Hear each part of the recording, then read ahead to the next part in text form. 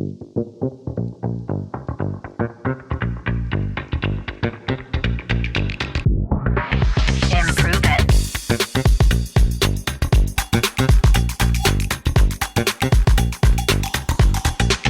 Improve it. Podcast. Improve it, peeps. Welcome to today's episode. I am so excited you are here. I am Erin Deal. If you are new to the Improve It Peep crew, I am the founder. I am the CEO of the company Improve It, and I'm also your host here at the Improve It podcast. Now, I just want to give you some clarification on Improve It, the company. Improve It's purpose is to elevate how you work through play. We are an improv-infused talent development company for the new generation of work. And if you have pressed play on this show, my friend, it is no coinky dink. You are meant to be here, my friend, because you are a people leader who cares deeply about the people you lead and the lives that you touch. You want to make this world a better place than you found it. And I am so thrilled to have you here with me today. I know your time is so valuable. I promise you, we will not waste it. There is so much to talk about as we enter into this new era. It's the beginning of 2025. And I just wanted to start off today's episode because at the end of 2024, myself and Improve It podcast team received this amazing review from one of our peeps. So let's give it a listen right now. I've just been trying to send you a review. I really enjoyed listening to the show. It's my first time listening to your show, and I'd come through to listen to, I think it's Shireen Daniels, somebody from England. The show was very interesting, informative, and I think I have to say entertaining and informative, and I enjoyed listening to it very much. And I like the way that people are encouraged to look for new ways if you like to an old problem, and hopefully to get a new result. So I enjoyed it. I'm leaving a message now, but really I wanted to leave a review to say that the podcast was very entertaining. And I listened, of course, from beginning to end and enjoyed it. Thanks so much. Bye-bye. We love hearing from you. That review made us smile from ear to ear. Literally, when you send in a voice note, which you can do on SpeakPipe, which is in our show notes, anytime you want to ask us a question or leave us a review or just give us a comment, you can always use SpeakPipe, which you'll find in the show notes here. Or you can do what makes us do a little happy dance, which is leave 5 stars on iTunes and then write a comment about an episode that impacted you. Or you could even leave a question in the review there. How people find this show is through word of mouth. And so the more reviews we have, the higher caliber of guests we can bring on to talk to you, the more people we can bring to this amazing Improve It Peep family. So thank you so much to that listener who sent us that SpeakPipe. I want to encourage you to either leave a review or send us a voice note. We would love to hear from you, my friends. So let's get to it. Today, we are diving into something that could completely shift how you show up for your team and for yourself. We are talking all about intention setting for leaders. Now, it's not just goal setting, but it's crafting a mindset and daily habits that fuel your leadership journey. Now, if you've ever felt like your days are running you instead of the other way around, this episode, my friend, is your reset button. We're going to explore mindful leadership techniques, vision-driven habits, and we're going to talk about how to lead with purpose and clarity, something that I know all of us want to achieve. So let's go ahead, set the tone for the year ahead, because intentional leaders create empowered teams. Let's get into it, peeps. So I want to talk about this concept of intention setting and its significance in leadership. If you have read my book, I See You, A Leader's Guide to Energizing Your Team Through Radical Empathy. Very long subtitle there. You know that I used to have my days run me, not have me run my days. I talk about a version of myself, which you might relate to, called Upset You in the book. And this is in the very first chapter of the book. Upset You is just one of those people who is erratic. They get up late because they've hit snooze on their alarm clock one too many times. Once they get up, they're running around their house like they got hot coals under their feet trying to get ready. They finally get into the bathroom to brush their teeth, and instead of getting the toothpaste on their toothbrush, they squirt it all over the counter. Then they finally get done in the bathroom and run around the house looking for those most perfect pair of socks that are most definitely in the bottom of their cluttered drawer. Now, after they finally get dressed, they go outside, and this Upset You commutes via bus to work. So Upset You gets on the extra crowded 151 where they have to stand for 20 minutes with their arm over their head, staring directly into the armpit of a stranger for the next 20 minutes while fumbling with their iPhone in the other hand because it's not best practice to make eye contact with another stranger's armpit. And then once Upset You finally gets to work, they decide, I'm going to treat myself, and go down to the local Starbucks in their building where they wait in line to get that cup of Java Jolt. And then once they finally get to their desk, they race in, put their head down, and pray that their coworkers don't notice that they are indeed 15 minutes late again. Now, the first thing Upset You does to start their day is open up their laptop and their email. And the first thing they see in that email is a response from a vendor. And they angrily reply because they did not ask to be sold to today. After that, Upset You picks up one of 7 Post-it notes left out on their desk from the day before to aimlessly start a task because they have no formal start to their day. 5 minutes into the workday, Upset You puts their head down on their keyboard and sighs. Because this is Groundhog's Day. This is day after day after day. That story, Upset You, as I mentioned, is a true story, my friends. It is mine. And I have to tell you, that was how I started every single day as a new business owner. It was how I started every single day leading a team. It was how I started every single day before jumping into client calls and interactions. And it was not great for my nervous system, for the intentions of our business, for providing clarity and purpose, and also a great experience for my team. My team could feel this energy radiating off of me day after day.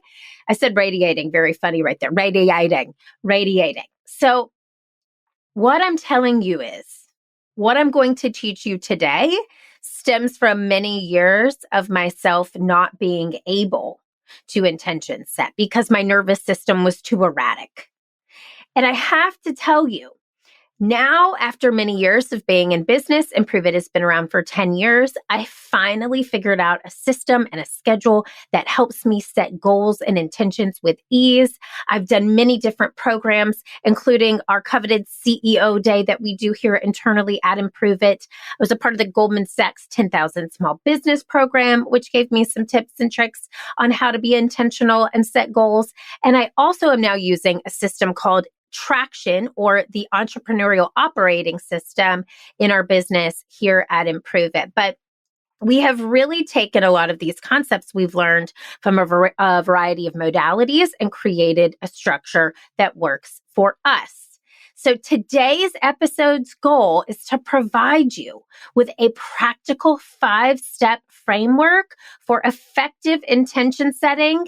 And I'm going to do it by giving you some improv-backed based techniques and a little bit of research. So you can go from Upset You to Upward You.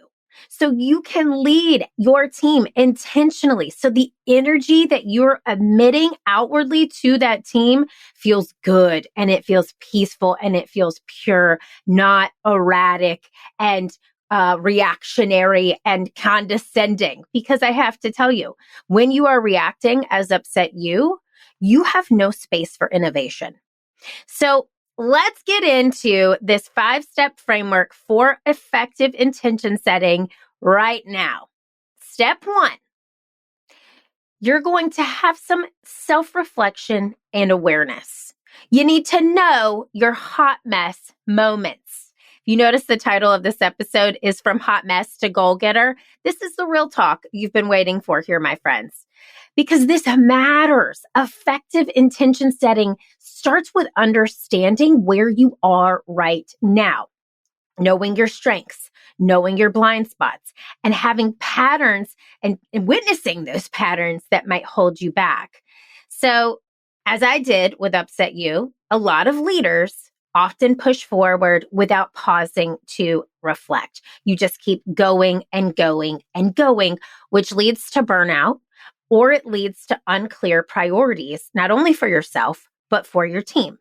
So here's an example. I want you to picture a leader that you've had who was constantly juggling tasks, who was jumping from meeting to meeting, but feeling very unproductive at the end of the day. I can think of 2 leaders in my life who felt like this. And when you reflect on this person, what do you think? When you see this leader who you were led by going from meeting to meeting to meeting, when they jump in the meeting with you, they feel stress. You can feel the weight of the world on their shoulders. How does that make you feel? How does that make you feel as the person who is being led by this human? So when you take a moment and you reflect on how this hot mess state can reveal lack of prioritization, we understand that it is this lack of priorities, not time, that is the issue. Because when this person is like, I don't have enough time, I don't have enough time, I don't have enough time, they do have the time. They just lack the ability to prioritize because they haven't reflected on where they're at currently. So I'm going to give you an improv exercise. Now, you can do this with a person on your team. You could do this with your entire team if you'd like. This is going to take some vulnerability, and it is also going to take some chutzpah, if you will. So one person is going to act as the leader. So let's say you lead Susan, all right? And Susan is your partner. And you're going to ask Susan to act like you in a typical day. Just mime the actions. No verbal cues here, just miming the non-verbal cues, hand gestures, body language, movement. Your job is to mirror exactly what Susan is doing. So this is going to be hard to watch. Oh, it's going to sting just a little bit because when you witness yourself being mirrored back to you, you're going to reflect, pun intended, on a lot of things. Now, after you have been yourself mirroring Susan, Susan is then going to be mirrored back by you. So you are going to take on the nonverbal cues of Susan. So for example, let's say Susan rushes in every morning really late and runs to her desk and puts her things down abruptly and just starts typing on her keyboard. Those might be the actions that you're doing. And then Susan is mirroring back to you what you're doing. So she's copying those things. This is a playful activity, but it promotes self-awareness and it highlights the influence of leaders' actions on the team. So it'll be super reflective for you, how you are coming across to your team, and super reflective for Susan. Now, you have to set the stage for this a little bit. You can't just say, hey, we're going to do this activity. You can set the stage by saying, hey, I listened to this podcast. It's all about intention setting. I got the idea from this show to do this exercise, and I thought it would be really helpful and useful. Now, keep in mind, we don't want to go down the negative rabbit train, but I just thought it would be interesting for us to reflect on how we show up to one another. Now, after the activity, you can debrief it. So you can ask, what did you notice about your habits? Were you leading with clarity or was there some hesitation? And I want you to take time with that debrief more so than the activity. The activity will be quick, but what you're going to witness in that debrief is a really true depiction and reflection of how you're coming across to your team and how they are coming across to others. Now, I want to give you some research to support this because a study published in the Journal of Business Ethics highlights that authentic leadership, which is rooted in self-awareness, directly reduces employee turnover by fostering trust and transparency. So just by doing this activity, showing authentically how people are coming across, having the self-awareness to make adjustments, it is going to make those people stick with you longer. It is something that even if they leave their job now, they will take with them years down the road. So that is step one, self-reflection and awareness, knowing your hot mess moments. Let's get to the second step in our framework, which is number 2, defining clear and purposeful intentions. We're calling this the goal getter shift. So here's why this matters. Goals focus on the outcome. For example, your outcome might be, I want to increase the revenue by 20%, but intentions focus on the process and the mindset behind it. So the process and the mindset might be, if we want to increase revenue by 20%, the process and mindset might be, we want to lead with confidence. We want to stay present in meetings. Intentions drive the why behind the actions, making goals more sustainable. Here's an example. So you may set a goal to improve your team communication, but you fail to achieve it because the intention, which is you want to foster psychological safety, was not clear. So you could reframe this and you can recommit to creating a safe space where my team feels heard, leading to better communication outcomes. So when we identify the why behind the intention, this is where things really start to shift. I have an improv exercise, my friends, that is going to help you. And if you have listened to this show for any period of time, you know that yes and is one of the most talked about principles in improv. And it is one of my favorite things. And it applies to so many areas of leadership and communication. So this is yes and vision building. So you're going to get a partner yet again, somebody on your team, and one person is going to state a leadership goal. So for example, you might say, I want to hold better one-on-ones. And then your partner, let's say they're somebody who reports into you, is going to respond with yes, and they are going to add an intention. So yes, and I want to ensure my team feels valued during those meetings. So it's not just about the one-on-ones. The purpose or the meaning behind the one-on-ones is to make sure your team feels valued. So this exercise builds on goals with purposeful intentions. So you'll take turns. One person will state the goal, then the second person will yes and the why behind the goal.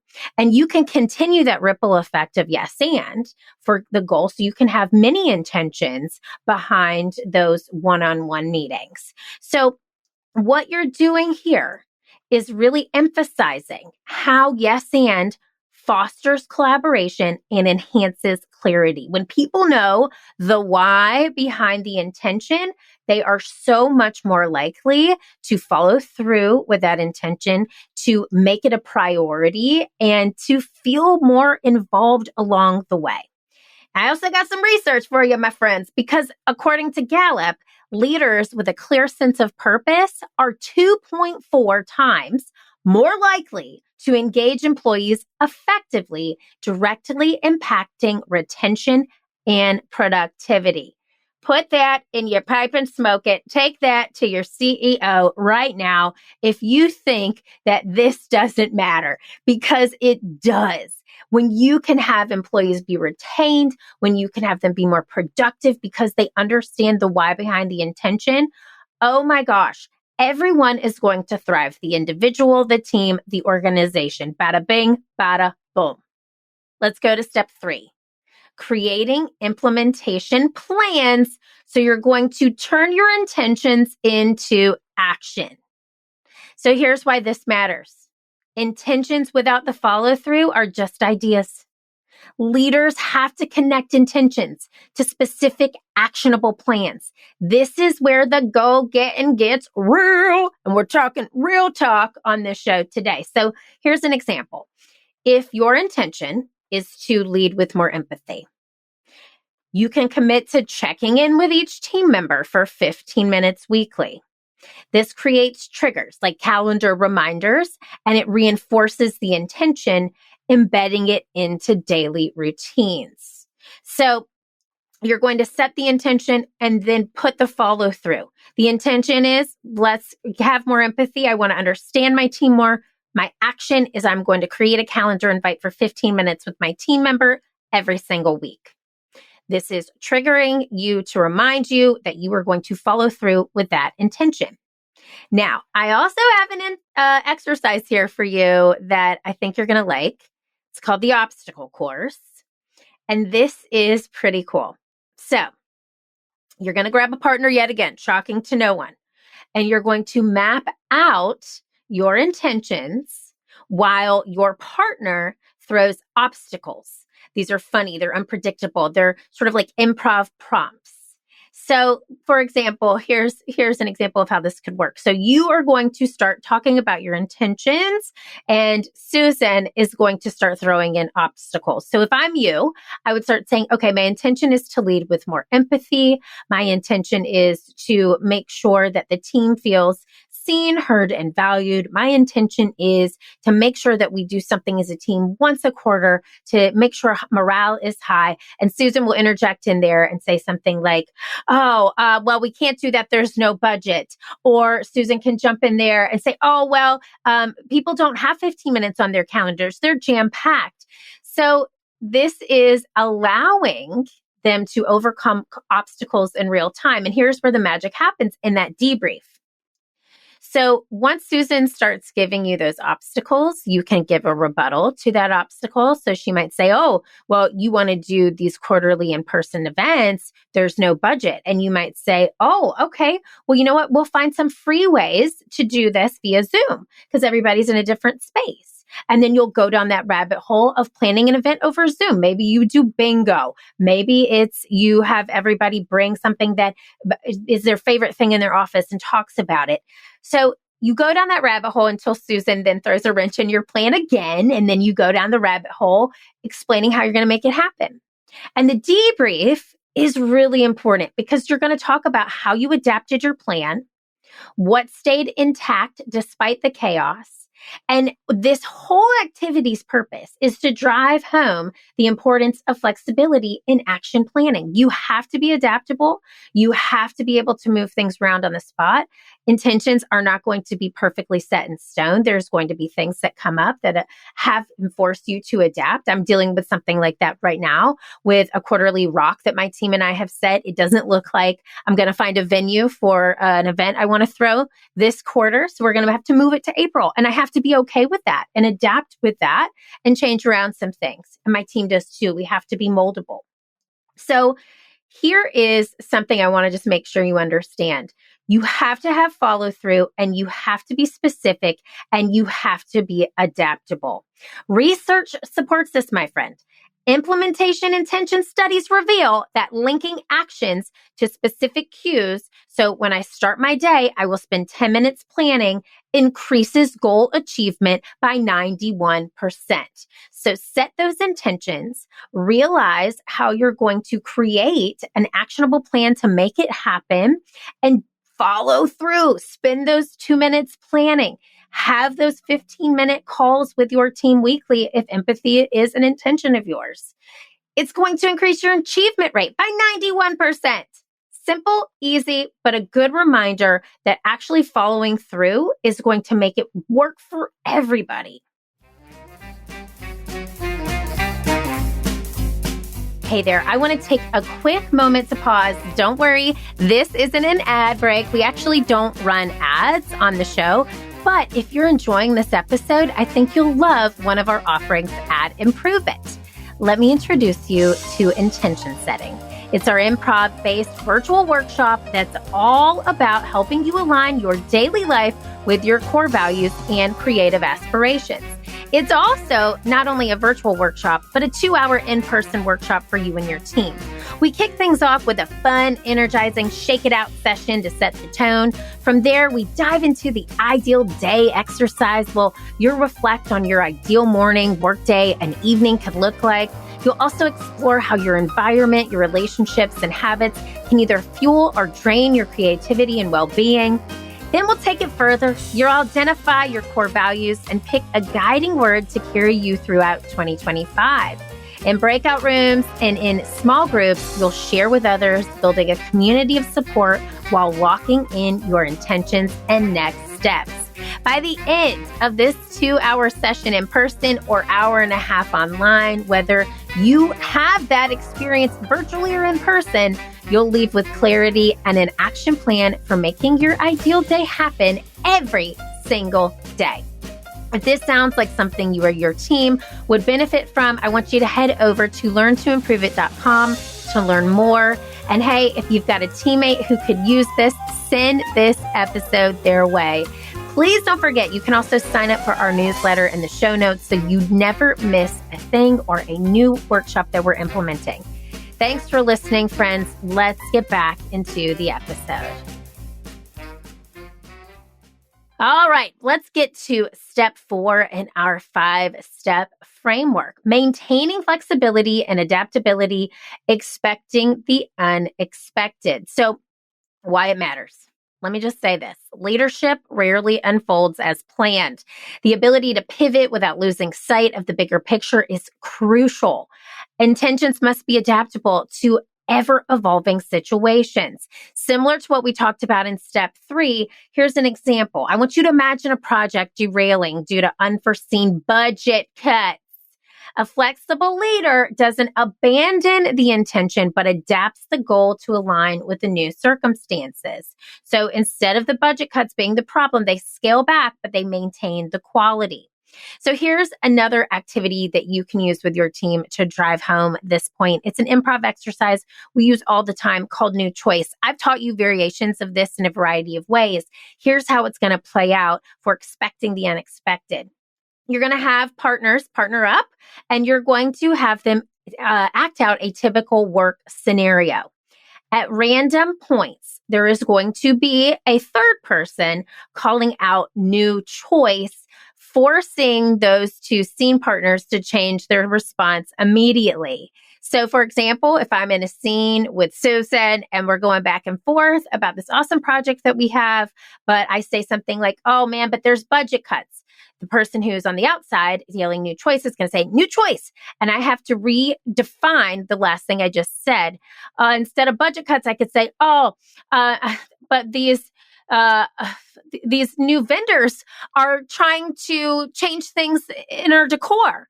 And then I keep going throughout the scene with that mindset until the facilitator yells again, new choice, and I have to change the last thing that I just said, or they yell new choice to Susan, and she has to change the last thing that she said. So this encourages people to stay nimble while anchoring in your intention. And so hopefully you can get through this typical work scenario, and it's going to get pie in the sky because when you yell new choice, they have to come up with something new on the fly. Not only is it fun for the team, but it's also reminding them that things are going to come up. We have to expect the unexpected, and you're going to use the debrief as the opportunity to reflect on how changing tactics can preserve core intentions while adapting to real-time needs. So you can ask questions like, okay, how did this activity resemble real-life interactions? Well, we have to adapt on the fly. We have to be able to do it with ease. Okay, what did you notice about yourself as you were doing this scene with your scene partner? Well, I noticed that it was hard for me to come up with something on the fly, but I did it. Great job. How can you incorporate this in your day-to-day? So you keep going down that rabbit hole and allowing them to see how this activity really allows them in real time to realize they're capable of coming up with new choices and that they need to stay nimble in order to make intentions work. I got some research for you on this too, my friends. Studies from Harvard Business Review show that organizations with adaptable leadership experience 30% higher innovation rates as leaders model resilience and agility. 30% higher innovation rates. And that's from Harvard. Okay, so write that down. Here's your fifth step in this 5-step framework. You're going to reflect and iterate. It's progress, not perfection. Now, here's why this matters. Intentions are not set it and forget it. Leadership requires ongoing reflection. It requires adjusting based on experience. And this step cements the long-term growth plan. So here's an example. Let's say you set an intention to mentor somebody on the junior team, but you realize that after 3 months that scheduling conflicts are hindering the ability for you to meet up consistently. And then you take a moment and you reflect and you adjust and you say, you know what, this isn't going to work out. Let's do this bi-weekly instead of weekly, keeping the intention alive, but you're modifying the method. So it's not a failure, it's a modification. And you know, if you've listened to this show a long time, that we love failure here at Improve It. So I have something called a failure celebration for you to take back to your team. So you're going to ask your team to share a time that they set an intention, but they didn't follow through with it. This could be during a weekly meeting. You don't have to set up a specific meeting for this. It could just be an opportunity in a weekly meeting to change things up. So you're going to encourage people to share this intention that they didn't follow through with. And after this, you're all going to say, fail, yeah. This is turning that perceived failure into a moment of growth. So this is such a fun activity. We use this. If you follow our newsletters, we shout out our failures every single week in our Fail Forward Friday newsletter. It's so fun. People always comment on the failures that we've had because we're celebrating them. And what this activity does is it normalizes the idea that not every intention sticks, and it reinforces that progress is iterative. It's not perfection. It's progress, my friends. And let me back it up with that research, because I have heard that reflective practices boost leadership efficiency by 23%. And this, my friends, comes from a study by the Center for Creative Leadership. When we reflect, it boosts our leadership efficiency by 23%.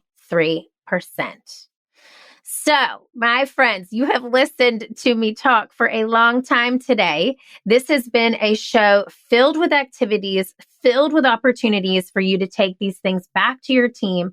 Here's my ask and your homework. I want you to apply one of these frameworks immediately by choosing one intention to focus on for the week. Okay, you can use any step in this framework to start. If you want to just start with step 1, know your hot mess moments, self-reflect, use the exercise mirror, start with the intention and see where you're at. So let's say your intention is, I want to have more empathy with my team members. Let's go back to that example, right? I want to be a more empathetic leader. That's my intention. Okay, let's see. Where are my hot mess moments? Where am I not showing up? That's step 1 in our framework. So identifying those hot mess moments, you can use that exercise mirror, as I mentioned. Then you're going to define the purpose behind the intention. This is what we call the goal getter shift. So my idea here is I want to have more empathetic moments with my team. I want to be a more empathetic leader. Why am I doing this? What is my intention behind it? Well, I want to have a better understanding of the human behind the work. I want to have a more meaningful relationship. So this is giving you the attention to the intention, I should say. Step 3, you're going to turn the intention into action. Okay, I want to be a more empathetic leader. Let me set those 15 minutes on the calendar for each one of my team members to check in with them weekly. Step 4 is being flexible and adapting, expecting the unexpected. Okay, well, I'm realizing that these weekly meetings are hard. Why don't I change these meetings to biweekly? Because 15 minutes every single week is starting to eat up a lot of my time. I'm not getting a lot of work done, but biweekly is allowing me to adapt. And then I'm going into step 5, reflecting and iterating. Well, okay, I set up these meetings now biweekly. It's been about a month and a half of me doing that. It's working. I'm seeing some results.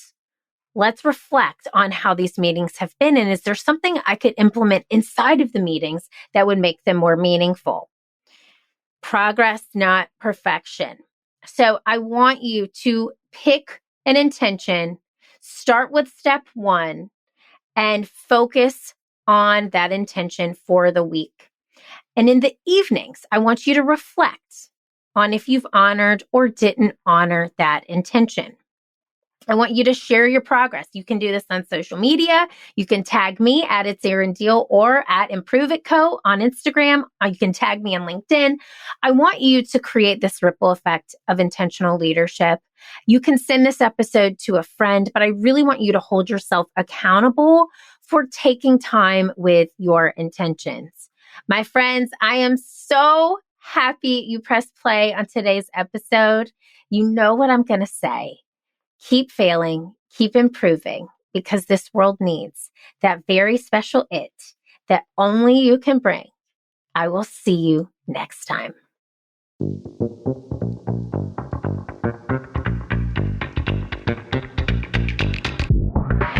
Improve it.